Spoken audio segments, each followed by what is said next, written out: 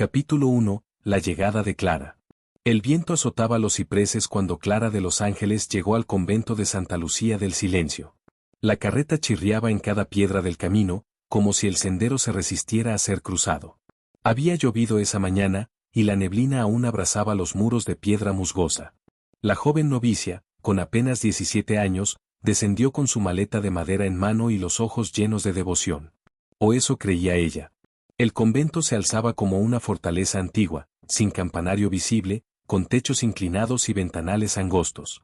Un cuervo graznó desde el alero. Clara cruzó el portón de hierro y fue recibida por una monja de rostro demacrado, que no dijo palabra alguna. Le hizo una seña para que la siguiera por el claustro. Lo primero que notó Clara fue el silencio. Un silencio tan profundo que parecía absorber el sonido de sus propios pensamientos. Ni rezos, ni cantos. Solo pasos, ecos y miradas bajas. La celda asignada era pequeña, apenas una cama de madera, una cruz de palma seca colgada del muro y una vela apagada. Pero lo más desconcertante era la ausencia de crucifijos. Ninguno en las paredes, ni en los pasillos, ni en el refectorio. Solo inscripciones en latín, algunas casi borradas por el tiempo. Aquella noche, mientras intentaba dormir, escuchó un susurro. No provenía de la celda contigua, ni del viento. Era un murmullo que parecía venir de debajo del suelo. Un murmullo húmedo, como si alguien hablara con la boca llena de agua. Y por primera vez, sintió que algo la había estado esperando. Algo que respiraba bajo la tierra. Capítulo 2. Las reglas del silencio. A la mañana siguiente, Sor Inés, la Madre Superiora, reunió a Clara y a otras 2 novicias frente al altar del refectorio. Su voz era suave, pero cada palabra pesaba como piedra. Aquí no hablamos después del anochecer. El silencio es nuestro escudo contra lo que ronda en la oscuridad. Clara pensó que era una metáfora. Hasta que vio los ojos de las demás, no lo era. Durante el día, los rezos se repetían de forma mecánica. El latín salía de los labios como una rutina sin fe. En la noche, el convento se apagaba por completo. Solo se encendían algunas velas en los corredores. Esa noche, Clara se despertó por un sonido que no debía existir, una risa. No una carcajada alegre, sino una risa contenida, quebrada, como de alguien que ha perdido la razón. Provenía del claustro. Se levantó de la cama y, descalza, se asomó por la puerta entreabierta. Una figura cruzó de un lado al otro, rápido, como flotando. Vestía hábito negro, pero con un velo más largo de lo usual. Se movía como si no tocara el suelo. Su rostro no era visible, pero Clara sintió que si lo miraba directamente, algo dentro de ella se rompería. Y detrás de ella, una segunda risa. Más baja. Más grave. Como si viniera de una garganta seca, escondida en las piedras mismas. Clara regresó a su cama y se cubrió con la manta. El silencio regresó, pero era un silencio distinto. Un silencio que escuchaba. Capítulo 3. El relicario. 3 días después de su llegada, Clara fue asignada a ayudar en la limpieza del sótano del convento. Aquel lugar no figuraba en los planos del monasterio, y según Sor Dolores, la monja más anciana, había permanecido cerrado durante décadas. La puerta estaba sellada con una cadena oxidada y un crucifijo pintado en cal, ya deshecho por el tiempo. Clara descendió por una escalera de piedra con una lámpara de aceite en la mano. El aire era más frío allí abajo, y olía a humedad y a incienso rancio. Entre telarañas y polvo, encontró estanterías colapsadas, libros de rezos a medio quemar y, en un rincón, una caja de madera ennegrecida. La caja no tenía cerradura. Clara la abrió con cuidado y, entre paños rojos, halló un relicario antiguo, un medallón de oro ennegrecido con una cruz invertida grabada en su centro. Apenas lo tocó, una punzada de dolor le atravesó el pecho. Era como si el metal ardiera, pero al mirarlo, la superficie estaba fría. Sintió una presencia. No la vio, pero la sintió. El aire se volvió más espeso, y en la oscuridad, una sombra se deslizó sobre la pared sin fuente aparente. El relicario pareció latir entre sus dedos. Desde entonces, Clara comenzó a soñar con una mujer encapuchada. No podía verle el rostro, pero sus manos estaban cubiertas de sangre seca y su voz hablaba un latín antiguo, gutural, como el murmullo de la tierra. Las noches se volvieron inquietantes. Clara empezó a despertarse con moretones en los brazos y marcas en los tobillos, como si la hubieran sujetado mientras dormía. Su cama amanecía a veces cubierta de tierra húmeda. El relicario, que había escondido bajo el colchón, aparecía cada mañana colgado en su cuello, incluso después de haberlo arrojado a la letrina. Una madrugada, incapaz de soportar el insomnio y el zumbido constante en sus oídos, Clara bajó nuevamente al sótano, como si algo la guiara. Esta vez, encontró una inscripción bajo la piedra donde había hallado la caja. Estaba en latín, grabada con hierro: Corpus eius non requiescit, su cuerpo no descansa. Clara comenzó a investigar en los pocos libros antiguos del convento. Con la ayuda furtiva de Sor Mariana, descubrió un texto prohibido escondido tras una tabla suelta en la biblioteca. Hablaba de una monja del siglo XVII llamada Sor Efigenia, acusada de herejía, brujería y ritos de sangre. Decía que fue ejecutada en secreto bajo el convento, y que su tumba nunca fue sellada con los ritos adecuados. El relicario, según el libro, era suyo. Se decía que contenía una astilla del cráneo de un santo mártir, pero que Sor Efigenia lo profanó durante un ritual, volviéndolo un canal hacia el infierno. El texto advertía: quien lo toque, verá los sueños de los muertos y los deseos de los que ya no tienen lengua para suplicar. Sor Inés notó que Clara estaba cambiando. Sus rezos eran cada vez más fervientes, pero también más erráticos. Una noche, la sorprendió rezando en una lengua desconocida, de rodillas frente a su cama, con el relicario en la mano. ¿Dónde lo encontraste?, le preguntó Sor Inés, aterrada. Clara la miró. Y sus ojos ya no eran del todo humanos. Un leve resplandor rojizo parecía pulsar en sus pupilas, como si su alma estuviera siendo reemplazada desde adentro. Esa noche, una de las novicias desapareció sin dejar rastro. Capítulo 3. El relicario. 3 días después de su llegada, Clara fue asignada a ayudar en la limpieza del sótano del convento. Aquel lugar no figuraba en los planos del monasterio, y según Sor Dolores, la monja más anciana, había permanecido cerrado durante décadas. La puerta estaba sellada con una cadena oxidada y un crucifijo pintado en cal, ya deshecho por el tiempo. Clara descendió por una escalera de piedra con una lámpara de aceite en la mano. El aire era más frío allí abajo, y olía a humedad y a incienso rancio. Entre telarañas y polvo, encontró estanterías colapsadas, libros de rezos a medio quemar y, en un rincón, una caja de madera ennegrecida. La caja no tenía cerradura. Clara la abrió con cuidado y, entre paños rojos, halló un relicario antiguo, un medallón de oro ennegrecido con una cruz invertida grabada en su centro. Apenas lo tocó, una punzada de dolor le atravesó el pecho. Era como si el metal ardiera, pero al mirarlo, la superficie estaba fría. Sintió una presencia. No la vio, pero la sintió. El aire se volvió más espeso, y en la oscuridad, una sombra se deslizó sobre la pared sin fuente aparente. El relicario pareció latir entre sus dedos. Desde entonces, Clara comenzó a soñar con una mujer encapuchada. No podía verle el rostro, pero sus manos estaban cubiertas de sangre seca y su voz hablaba un latín antiguo, gutural, como el murmullo de la tierra. Las noches se volvieron inquietantes. Clara empezó a despertarse con moretones en los brazos y marcas en los tobillos, como si la hubieran sujetado mientras dormía. Su cama amanecía a veces cubierta de tierra húmeda. El relicario, que había escondido bajo el colchón, aparecía cada mañana colgado en su cuello, incluso después de haberlo arrojado a la letrina. Una madrugada, incapaz de soportar el insomnio y el zumbido constante en sus oídos, Clara bajó nuevamente al sótano, como si algo la guiara. Esta vez, encontró una inscripción bajo la piedra donde había hallado la caja. Estaba en latín, grabada con hierro: Corpus eius non requiescit, su cuerpo no descansa. Clara comenzó a investigar en los pocos libros antiguos del convento. Con la ayuda furtiva de Sor Mariana, descubrió un texto prohibido escondido tras una tabla suelta en la biblioteca. Hablaba de una monja del siglo XVII llamada Sor Efigenia, acusada de herejía, brujería y ritos de sangre. Decía que fue ejecutada en secreto bajo el convento, y que su tumba nunca fue sellada con los ritos adecuados. El relicario, según el libro, era suyo. Se decía que contenía una astilla del cráneo de un santo mártir, pero que Sor Efigenia lo profanó durante un ritual, volviéndolo un canal hacia el infierno. El texto advertía: quien lo toque, verá los sueños de los muertos y los deseos de los que ya no tienen lengua para suplicar. Sor Inés notó que Clara estaba cambiando. Sus rezos eran cada vez más fervientes, pero también más erráticos. Una noche, la sorprendió rezando en una lengua desconocida, de rodillas frente a su cama, con el relicario en la mano. ¿Dónde lo encontraste?, le preguntó Sor Inés, aterrada. Clara la miró. Y sus ojos ya no eran del todo humanos.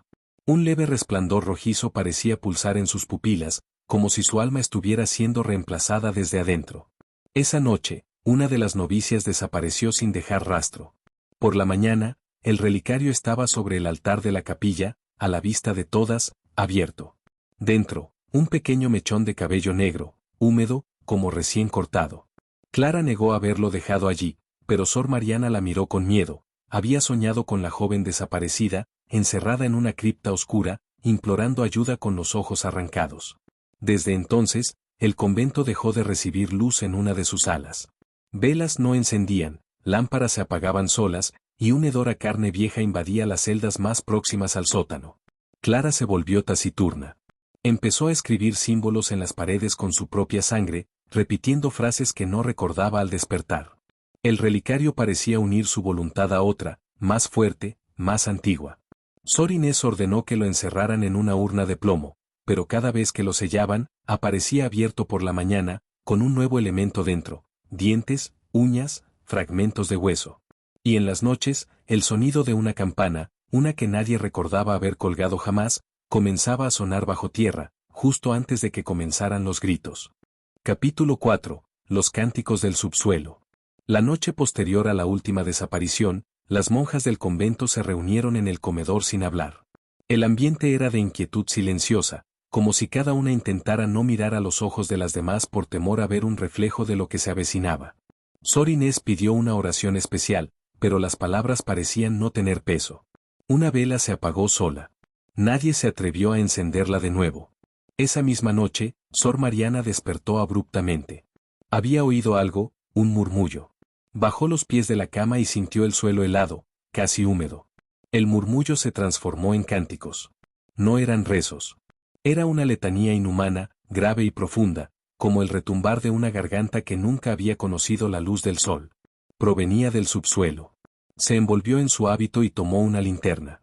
Recorrió el pasillo hasta la escalinata que conducía al sótano. La puerta, que solía estar cerrada con cerrojo, colgaba entreabierta. Bajó, y con cada escalón el aire se volvía más denso. La letanía cesó cuando su pie tocó el último peldaño. En el centro del sótano había algo nuevo, un círculo de ceniza, perfectamente delineado, con símbolos que no pertenecían a la iconografía cristiana. Dentro del círculo, un pequeño cuenco de piedra resumaba sangre fresca, aún tibia. Y junto a él, en el suelo, un hábito de novicia arrugado, sin cuerpo. Sor Mariana cayó de rodillas y comenzó a rezar. Pero su voz temblaba y su lengua se torcía al intentar recitar el Padre Nuestro. La oración salía deformada, como si algo dentro de ella rechazara el acto. Antes de poder levantarse, la linterna se apagó de golpe. La oscuridad la envolvió como un sudario. Y en esa negrura absoluta, sintió un aliento frío en su nuca. Una voz susurró en su oído, con un idioma ancestral que no comprendía, pero que le provocó lágrimas instantáneas. Al volverse, no vio nada, pero el cuenco de sangre hervía. Esa misma madrugada, desde la torre del campanario, se escuchó un repique siniestro. Las campanas tocaban solas, una melodía que ninguna hermana reconocía. Era una marcha fúnebre lenta y errática, como si la muerte misma ensayara sus pasos. El sonido se detuvo de repente, y el badajo de la campana mayor cayó desde lo alto, aplastando una imagen de Santa Cecilia en el claustro. Días después, varias hermanas comenzaron a sufrir convulsiones durante las misas. Algunas vomitaban tierra y agua estancada, otras se desmayaban al escuchar el nombre de Cristo. Clara, por su parte, ya no acudía a los rezos. Pasaba los días encerrada, escribiendo sin descanso con tinta negra y una pluma fabricada con hueso. Una noche, Sor Teresa intentó espiar por la cerradura de la celda de Clara. Lo que vio la dejó paralizada. Clara escribía de espaldas, pero su sombra proyectada en la pared no la imitaba. Se movía con independencia, retorciéndose como si danzara con múltiples extremidades. Cuando Clara giró bruscamente la cabeza, sus ojos brillaban en rojo. La puerta se cerró sola con un estruendo, y Sor Teresa cayó desmayada. Cuando Sor Inés la enfrentó, Clara respondió con una calma gélida. Ya no rezo a tu Dios. Él abandonó estos muros hace siglos. La abadesa ordenó una bendición completa del convento. Llamaron a un sacerdote del pueblo, el padre Andrés, que había trabajado como exorcista en su juventud. Apenas cruzó el umbral, el hombre se detuvo. El rosario que llevaba al cuello se partió en dos, como si una mano invisible lo hubiese arrancado. Durante la ceremonia, los muros sudaban sangre. Una cruz se desprendió del altar y se clavó con violencia en el suelo. Las ventanas estallaron hacia adentro, y un hedor a carne quemada se extendió por la nave. Y justo cuando el sacerdote alzó el cáliz, Clara entró en la capilla, con los ojos totalmente negros, sin iris, y una sonrisa que no parecía suya. El padre Andrés comenzó el exorcismo en voz alta. Clara retrocedió al principio, temblando, pero pronto empezó a reír. Una risa grave, profunda, que parecía salir del pecho de una criatura inmensa. Luego habló, pero su voz era múltiple, una mezcla de tonos, como si cientos de gargantas hablaran al mismo tiempo desde lo más hondo de la tierra. No es Clara la que sangra, es el mundo bajo sus pies. Una fuerza invisible lanzó al sacerdote contra el altar. Las bancas se volcaron solas. Las monjas huyeron, algunas llorando, otras rezando sin voz. Una de ellas cayó de rodillas en trance y comenzó a hablar en lenguas muertas. Su voz se alternaba entre la suya y otra, masculina, cavernosa, que suplicaba ser liberada de su prisión de piedra. Clara cayó al suelo. Temblaba, y sus ojos recuperaron brevemente su color. Entre sollozos, susurró a Sor Mariana. «¿Está dentro? ¿No soy yo?» Y entonces, desmayó. Esa noche, Sor Inés decidió lo impensable, excavar donde todo comenzó. Si lo que dormía bajo el convento era real, debían encontrar su raíz. Pero ya era tarde. Bajo el suelo, algo se movía. Algo que respiraba, y recordaba su nombre, Efigenia. Y en una de las paredes del claustro, el retrato de la fundadora lloraba lágrimas negras. Capítulo 5. El rostro bajo la piedra. Al día siguiente, cuando el sol apenas asomaba entre las montañas, Sor Inés reunió a las pocas monjas que aún permanecían en su juicio. Eran 7. Todas vestían con hábitos manchados por la humedad y el miedo. En el refectorio, donde ya no se servían comidas sino letanías, la abadesa trazó un plan. Debían excavar en el sótano, justo donde Clara encontró el relicario. Sor Mariana, aunque aún perturbada por lo vivido, fue la primera en tomar una pala. Le siguieron Sor Teresa y Sor Alba. Las demás rezaban mientras cavaban, pronunciando oraciones que ya sonaban huecas en los corredores del convento. Después de horas de trabajo, descubrieron una losa antigua, enterrada bajo capas de tierra y huesos animales. Tenía inscripciones talladas con símbolos que ninguna reconocía. Al centro, una figura de mujer, con una mitra de abadesa y los ojos cerrados, parecía dormir grabada en la piedra. «Efigenia», susurró Clara, apareciendo en lo alto de la escalera. Su voz era tranquila, casi infantil, pero cargada de una autoridad sobrenatural. Todas se giraron. Clara no bajó.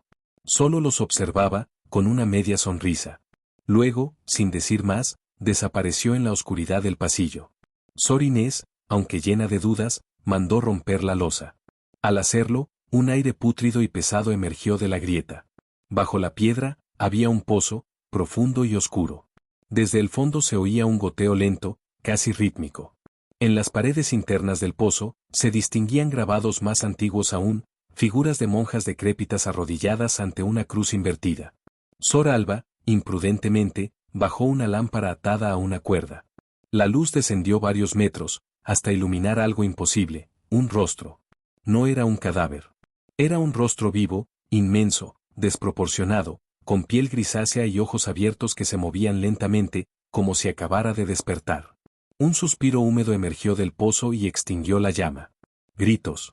La cuerda fue jalada con fuerza desde el fondo, y la lámpara fue devuelta, con sangre. Esa noche, los cuadros religiosos del convento aparecieron volteados.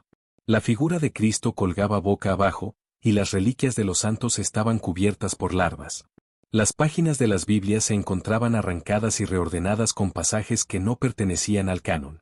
Sor Mariana sufrió una visión mientras dormía. Soñó con la fundadora, Sor Efigenia, que caminaba entre criptas abiertas. Le hablaba sin boca, con la voz de todas las monjas desaparecidas. Decía, Clara es la llave. Pero yo soy la puerta. Al despertar, Mariana descubrió un grabado en su pecho. Un símbolo nuevo, tallado con fuego. Al tocarlo, oyó los cánticos del subsuelo de nuevo, pero esta vez, los comprendía. Esa comprensión no trajo paz, sino un vértigo oscuro. Palabras que no eran humanas resonaban en su mente, promesas de eternidad teñidas de gritos. Y con ese saber, vio el futuro, el convento derrumbado, las tierras convertidas en páramo, y Clara coronada en fuego negro, guiando a un rebaño de espectros.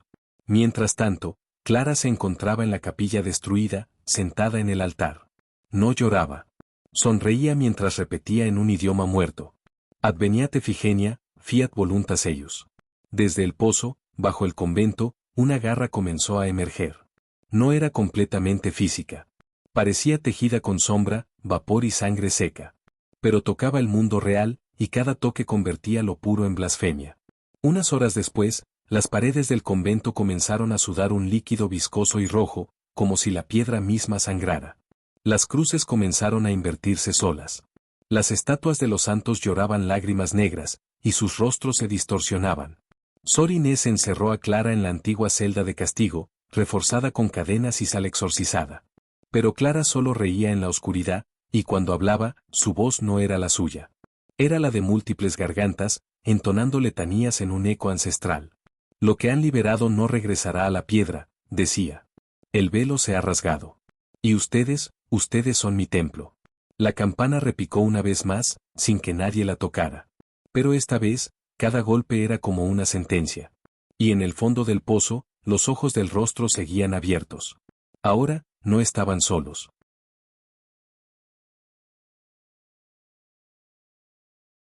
Capítulo 6. Voces en la oscuridad. La noche había caído con un manto de oscuridad absoluta sobre el convento. La luna, un delgado hilo plateado, apenas lograba atravesar las ventanas tapiadas con tablas carcomidas por el tiempo. El aire se había vuelto frío y espeso, como si la vida misma estuviera siendo absorbida por las sombras que se amontonaban en cada rincón de los pasillos. Sor Inés caminaba sola, arrastrando con desgana su hábito raído. Cada paso resonaba sobre el suelo de piedra, un sonido hueco que se mezclaba con el leve goteo de la humedad que caía desde el techo. Sentía sobre su espalda el peso de una presencia invisible, ojos que la observaban desde lo oscuro, expectantes, hambrientos. La capilla, antaño un lugar de paz y oración, ahora parecía una cámara de tortura. Las paredes sudaban un líquido oscuro, un fluido viscoso que olía a hierro oxidado y a muerte.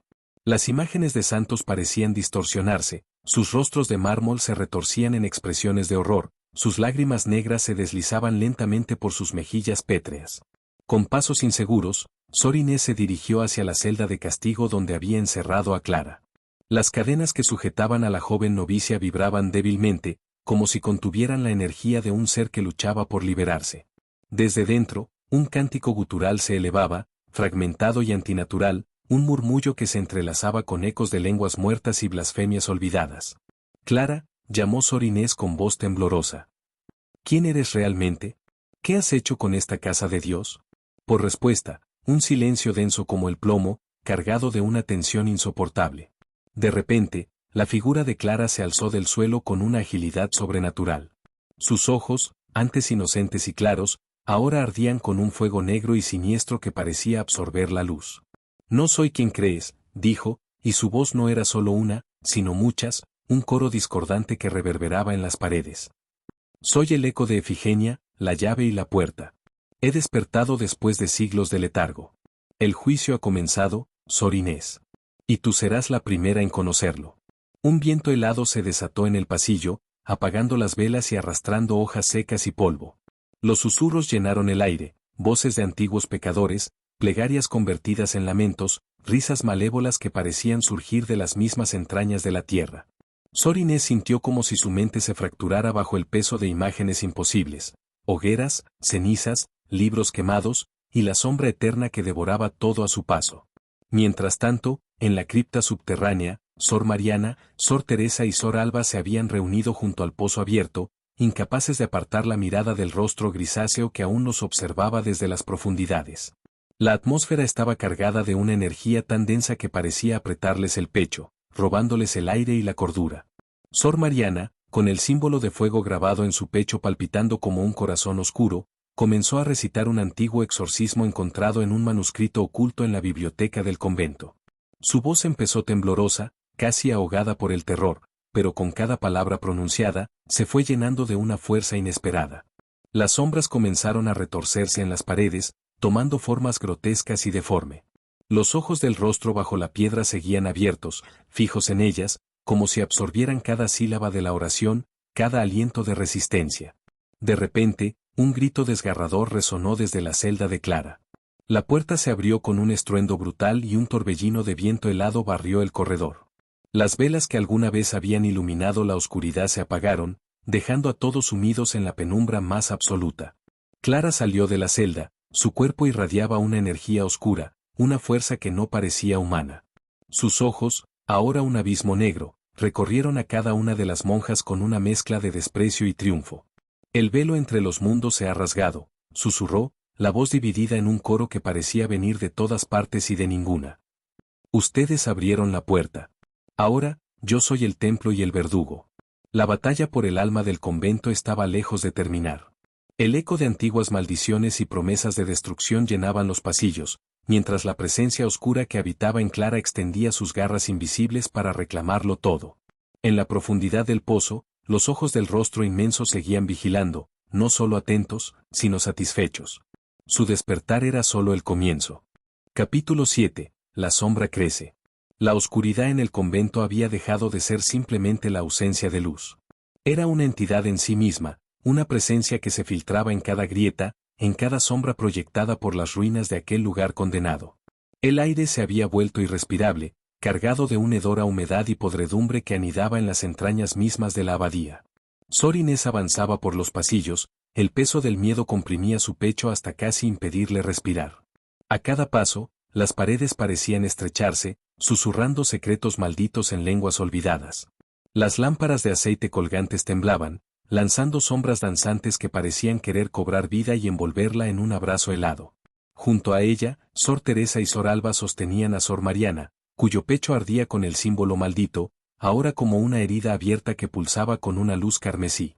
Mariana no decía palabra, pero sus ojos negros, profundos como pozos sin fondo, reflejaban un terror ancestral y una resolución inquebrantable. Desde la profundidad del convento, un eco siniestro reverberó en los muros, un cántico que parecía surgir de la mismísima tierra.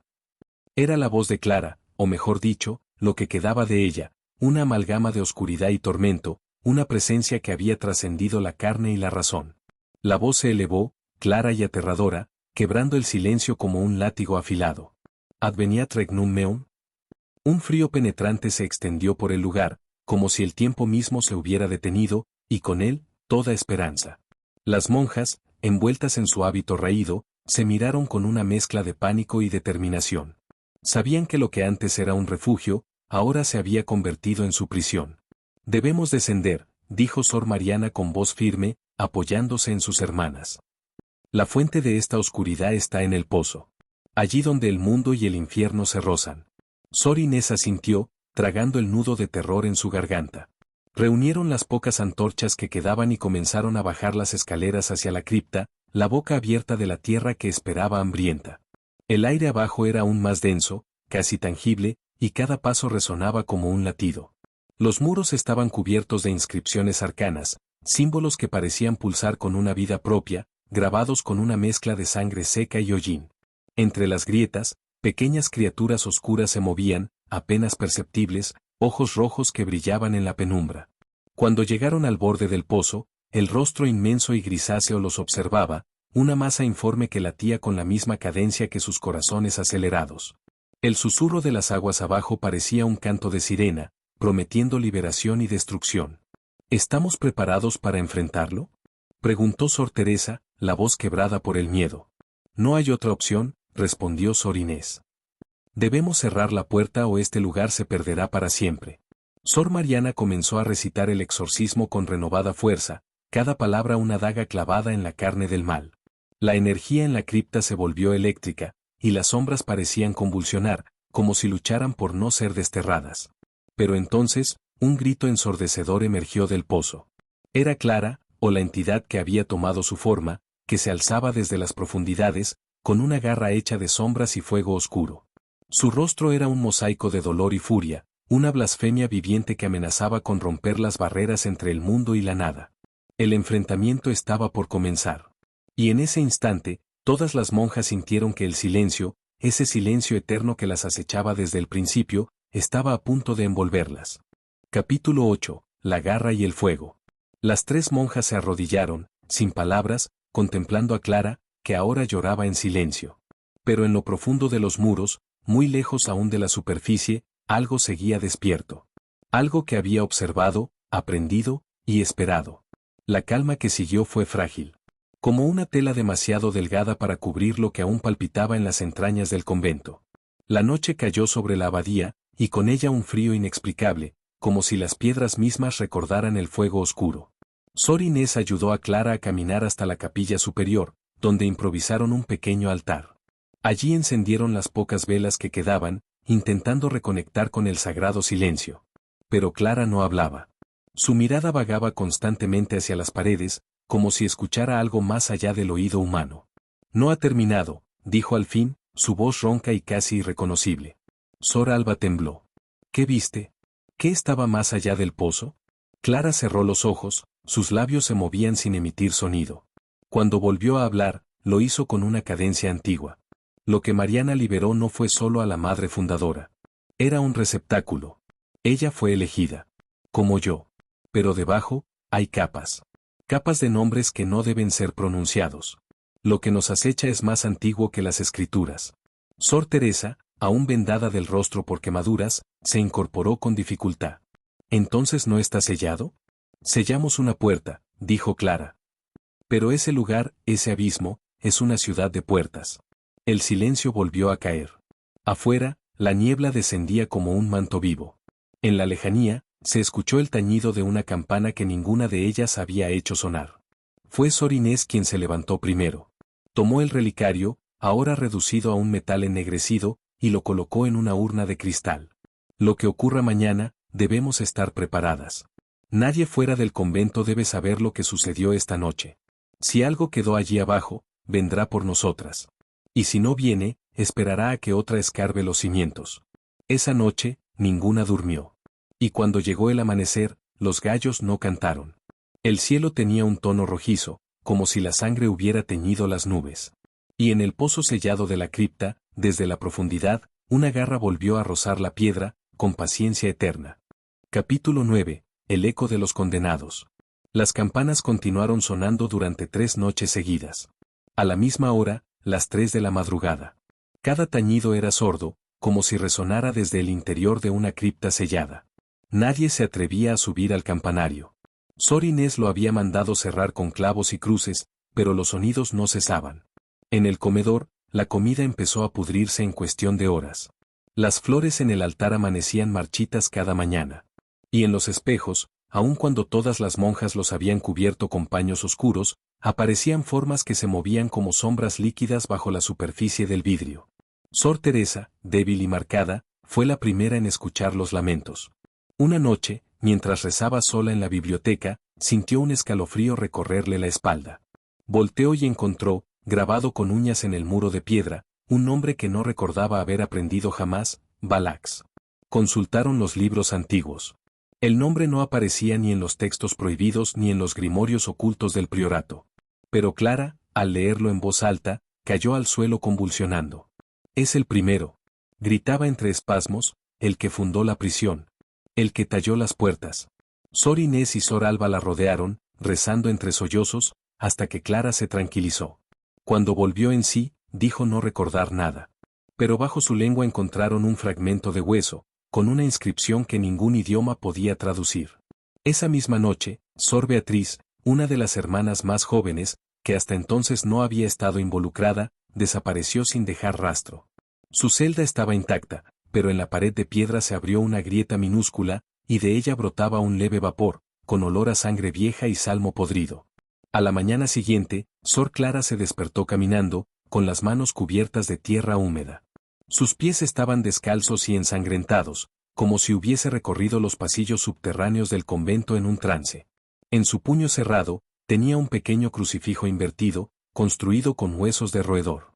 Yo no lo hice, dijo entre lágrimas, pero algo dentro de mí lo aprueba. Fue entonces que Sor Inés ordenó preparar una vigilia en la capilla, no solo para rezar, sino para invocar protección. Pero cuando dispusieron las velas, todas se apagaban al unísono. La cruz mayor del altar amaneció girada. Y en la pila bautismal, en lugar de agua bendita, apareció un líquido espeso, negro y burbujeante. El convento, día a día, era absorbido por una fuerza que no solo se escondía bajo tierra, sino que comenzaba a respirarlo desde adentro. Como si las paredes, los objetos y hasta los pensamientos fueran materia maleable para la voluntad de lo impuro. Y mientras las monjas luchaban por mantener la cordura, en el campanario, una silueta encapuchada se asomaba al amanecer, sin rostro, pero con ojos que ardían como brasas encendidas. Pero eso no fue todo. La noche siguiente, las paredes de los pasillos comenzaron a supurar una sustancia viscosa, roja y caliente, que dejaba en el aire un zumbido constante, como de un enjambre oculto. Las oraciones ya no salían completas, las bocas se sellaban en medio del rezo, como si una mano invisible apretara las gargantas. Clara comenzó a escribir símbolos en las paredes durante el sueño, en tinta negra que nadie sabía de dónde provenía. Cada símbolo era único, retorcido, imposible de imitar conscientemente. Sor Inés los cubría con paños y agua bendita, pero las marcas volvían al amanecer, esta vez grabadas con profundidad en la piedra. Una noche, mientras intentaban dormir en grupo dentro de la sacristía, escucharon la voz de Sor Beatriz desde la grieta donde había desaparecido. ¿Por qué me dejaron? Todas despertaron gritando. Pero Clara no. Clara se levantó con calma, caminó hacia la pared y apoyó su frente contra la piedra. No te dejamos, susurró. Tú eres la primera en volver. Nadie se atrevió a tocarla. Sus pies flotaban ligeramente sobre el suelo. Un halo oscuro le rodeaba el cráneo, como una corona invertida. En ese momento, todas comprendieron que el convento no era un refugio, sino un receptáculo. Y que ellas no estaban resistiendo una invasión, sino incubando un retorno. Capítulo 10. La voz en la piedra. Al amanecer del 10º día, el aire en el convento era denso, casi sólido. El incienso que ardía constantemente ya no ocultaba el hedor de podredumbre que salía de las grietas del suelo. Las campanas dejaron de sonar, pero una vibración permanente, apenas perceptible al oído, palpitaba desde las paredes como un latido subterráneo. Sor Clara no hablaba. Pasaba los días frente al altar, los ojos en blanco, murmurando una lengua desconocida que hacía doler los oídos de quienes la escuchaban demasiado tiempo. Sor Alba intentó grabar sus palabras, pero el pergamino se quemó lentamente, aún sin fuego visible. Sor Inés comenzó a temer por la salvación del alma de Clara, y decidió enviar una carta urgente al arzobispado. En ella relataba los eventos con detalle, rogando por un exorcista. Sin embargo, al día siguiente, la paloma mensajera fue hallada muerta frente al portón, con las alas extendidas y los ojos arrancados. La carta nunca salió. Esa tarde, Sor Teresa desapareció. Su crucifijo fue hallado enterrado en el jardín, al pie del roble más antiguo. Tallado en su reverso, apareció nuevamente el nombre prohibido, Valax. Y en la tierra, marcas de garras, como si algo hubiese emergido desde abajo para llevársela. Clara comenzó a sufrir convulsiones durante las misas. Cada vez que el nombre de Cristo era pronunciado, se retorcía y reía con una voz que no le pertenecía. Una noche, ante la desesperación de las hermanas, Sor Inés se atrevió a interrogarla mientras estaba poseída. ¿Quién eres? ¿Qué buscas aquí? Clara, o la entidad que la habitaba, sonrió con la boca ensangrentada. No fui llamada. Fui despertada. Y ustedes son el eco de las que me sellaron. Las monjas supieron entonces que el relicario no solo había sido un contenedor, sino una cerradura. Y Clara, su llave. Esa noche, se escucharon cánticos corales bajo las catacumbas. Voces femeninas, antiguas y enloquecidas, entonaban versos olvidados que hacían sangrar los oídos de quien los escuchara con atención. Sor Alba, incapaz de resistir, se arrojó contra los muros de la capilla, rompiéndose el cráneo en un intento por silenciar el sonido. Al día siguiente, Clara desapareció. En su celda, una figura fue grabada en la pared, una mujer alada, con un halo de fuego invertido y ojos vacíos. A su alrededor, símbolos arcaicos que ninguna hermana podía identificar. Pero al tocar uno de ellos, Sor Inés sintió el frío de la muerte recorrerle la columna. Esa misma noche, la grieta en el muro se abrió lo suficiente para permitir el paso de un cuerpo humano. De su interior no salió nadie, pero un aliento cálido y pestilente comenzó a envolver el convento. Entonces, Sor Elena, la más anciana, recordó una historia. Una leyenda que las novicias siempre pensaron que era castigo pedagógico, la de Sor María Eterna, una monja que fue sacrificada en 1632 por sus compañeras tras descubrir los secretos del grimorio negro escondido bajo el altar. Ese altar, dijo Sor Elena temblando, no fue erigido en honor a Dios, sino para sellar el pacto. Y con ello, comprendieron lo inevitable. Clara no era la primera. Solo era la siguiente en una cadena inquebrantable de portadoras. Y el nombre que la poseía, era el mismo que había sido invocado siglos atrás. Balax había regresado. Aquella misma madrugada, Sor Inés descendió sola a las catacumbas con un farol y el crucifijo de hierro que había pertenecido a la madre fundadora. El silencio era tan opresivo como un puño cerrado, y cada paso que daba parecía hundirla más en un pozo sin fondo. Las paredes estaban cubiertas de escritura en sangre, y las raíces que colgaban del techo se movían como si respiraran. En una sala redonda, encontró el relicario abierto, pero vacío. Frente a él, un círculo de huesos y cabello formaba un sigilo demoníaco. Sor Inés cayó de rodillas, abrumada por un llanto incontenible, cuando escuchó una respiración detrás de ella, no humana, no animal, sino algo que parecía soplar desde múltiples gargantas a la vez. «Tú no eres bienvenida aquí», dijo la voz, sin cuerpo. Sor Inés rezó. Gritó. Maldijo. Y finalmente, entendió, la fe no bastaría. Lo que había en esas profundidades no temía a la cruz ni al Verbo, porque ya había estado aquí antes que ellos, antes que el convento, antes incluso de la lengua con la que nombraban a Dios. Cuando volvió a la superficie, al amanecer, su cabello estaba completamente blanco. No dijo una palabra. Solo escribió una frase en la pared de la capilla, con su propia sangre. El sello está roto.